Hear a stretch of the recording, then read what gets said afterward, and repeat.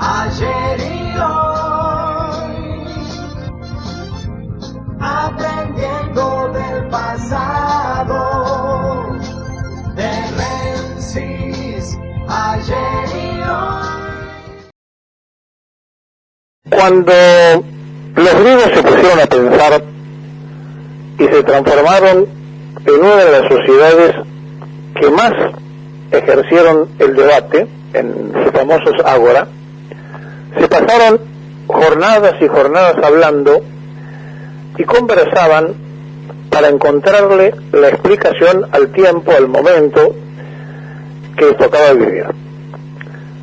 Fueron contemporáneos del desarrollo más fenomenal de la búsqueda de la verdad, de la búsqueda de la vida, de preguntarse a sí mismo de qué se trataba.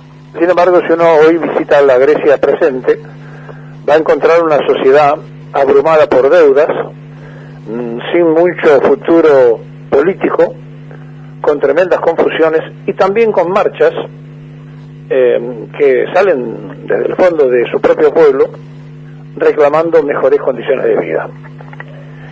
¿Y qué quedó de aquellos que se dedicaban a pensar? ¿Qué quedó de aquella sociedad que le dio al mundo la capacidad de tener una manera diferente de ver, de sostener, de imaginar las cosas de la vida? Y esto trasladado a la Argentina, donde, sacado de los propios griegos, Perón solía utilizar que la única verdad era la realidad, nos lleva a una realidad que es absolutamente difícil de explicar para los jóvenes de hoy, los habitantes de este siglo XXI, con nosotros que también cohabitamos este siglo, pero que pertenecemos al siglo XX, porque nacimos y nos desarrollamos en ese siglo. Y entonces, lo único que se nos ocurre es que mejor que decir es hacer y mejor que prometer es realizar, que también ese apotema está encerrando aquello de que no hagamos de lo griego, no nos quedemos todo el tiempo en el ágora, no nos quedemos todo el tiempo hablando y todo el tiempo fructificando. Pero ocurre que si la realidad es la única verdad, ayer en la plaza de Perón hablaba, por ejemplo, un muchacho que cuando el kirchnerismo se le ocurrió ponerlo de vicepresidente, los propios integrantes de la cámpora le gritaban en la residencia de Olivo: vudú, portate bien, que sabemos que venís de la UCD. Es decir, que apenas lo habían zambullido en la política grande para ser vicepresidente y acompañar al gobierno kirchnerista, los jóvenes le estaban marcando y diciendo: mirá que sabemos que vos venís de admirar al Sogaray. Pero si profundizamos un poco más y nos metemos en ese mismo grupo, vamos a encontrar que Sergio Massa, el actual presidente de la Cámara de Diputados, también viene de allí. Y entonces, mientras por un lado gritaba Eve de Bonafini, representando un sector de aquellos hijos que ya no están, pero que no todos eran peronistas, de los que tiraban tiro y desaparecieron por la dictadura, uno veía en la jornada de ayer algo muy fenomenal de esta disquisición de que la realidad es la única verdad. Y allí estaban los que sentían que era una especie de apoyo al gobierno, hasta que de pronto Bonafini tomó el micrófono y le pasó factura muy fuerte al propio presidente de la República, diciéndole: él se junta con los ricos, nosotros estamos necesitando no pagarle al fondo, ¿con qué le vamos a pagar la deuda?, etcétera, etcétera. Hubo un correlato con esto, que fue de Cristina, que Cristina dijo: Perón nunca estuvo con el Fondo Monetario y Néstor en 2 años canceló la deuda con el fondo. Y todo esto es cierto.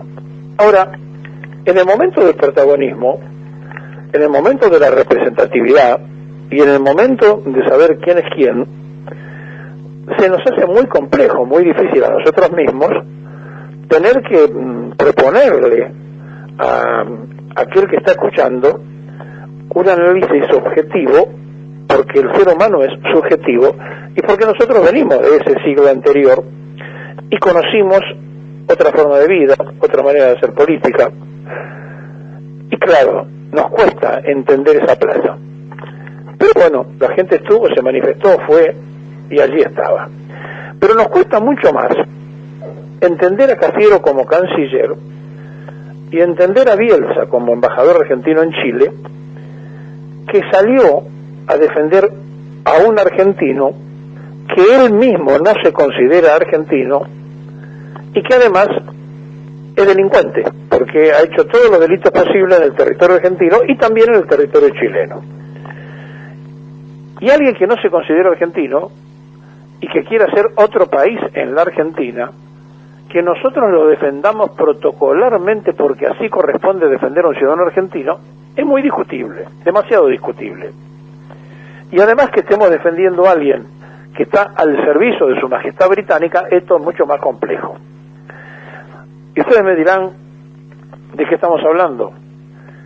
Y estamos hablando de que Bielsa fue obligado por el canciller a salir en defensa del líder mapuche Jonas Huala, que está preso en Chile por los desmanes que cometió, y este líder de la PAN, que es Facundo Jonas Huala, que está preso y pidió el derecho que la prisión le sea domiciliaria y se la niegan. Bielsa lo defendió en una audiencia pública. Argentina y Chile podrían entrar en un conflicto por defensa de alguien que tiene documentación argentina, pero que él dice que no es argentino, que es mapuche, que ahí hay que hacer otro país, y que es el de los mapuches, porque eso es lo que ordena Inglaterra en ese territorio. Entonces, está preso en Chile, porque quemó campo, porque hizo desastres de aquel lado y también del nuestro. Le pidió la provincia de Río Negro al gobierno federal que mandara tropas, le dijeron que no, y ahora encima salimos a defenderlo. Y si nos cuesta entender la plaza, se imagina cuánto nos cuesta entender estas relaciones exteriores. Entonces, claro, se acerca la hora de la elección y estas cosas gravitan, pesan. Sobre todo pesan en nosotros, que tenemos que decir, bueno, pero a pesar de todo hay que elegir entre lo malo y lo peor, quedémonos con lo malo. Y es difícil. ¿Cómo hacemos para estar todo el tiempo haciendo esto? Pero claro, inmediatamente surge aquí una demostración de lo que está por el otro lado tejiéndose. Pablo Sirven, que es un periodista que trabaja en La Nación, entrevistó a Patricia Bullrich y en la nota se cansó de pedir que el gobierno de Cambiemos, es decir, si Cambiemos gana las elecciones y asume la presidencia de la Cámara de Diputados, llame rápidamente a elecciones para no tener que completar los 2 años del gobierno de Fernández, o sea, ya lo están echando al presidente, sino que además, dice, llamen a elecciones para que tengan 4 años. Y lo dicen sin ponerse colorado en el canal de La Nación más Macri, pero además de que lo dicen de esa forma, aquí se promociona el golpe de Estado sin ninguna sanción. Se promociona la destitución de alguien que eligió el pueblo con una facilidad absoluta. Y entonces tampoco entiendo a los peores. Y si los malos son malos y los peores son peores, estamos en un drama. Y este drama se resuelve ¿de qué manera?